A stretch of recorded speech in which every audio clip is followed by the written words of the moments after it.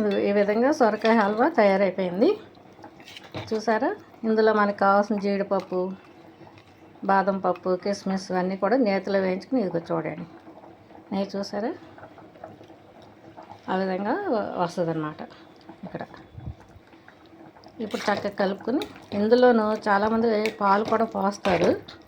పాలు పోయటం వల్ల ఏమవుతుందంటే మనం ఒక్కోసారి తొందరగా తినలేకపోతాం. తినలేనప్పుడు పాడే అవకాశం ఉంటుంది. ఇప్పుడు ఇలా అయితే మీరు ఇలా చేసి పెట్టుకుని 15-20 రోజులు చక్కగా ఏదన్నా ఒక కంటైనర్లో వేసి ఫ్రిడ్జ్లో పెట్టుకుని స్వీట్ తినాలన్నప్పుడల్లా తినచ్చు. ఆరోగ్యానికి ఆరోగ్యం, మంచి హెల్త్ ఉంటుంది మీకు. తర్వాత ఏంటంటే స్వీట్ తిన్న ఫీలింగ్ ఉంటుంది. ఓకే, చూడండి ఎంత బాగుందో. చూసారా హల్వా?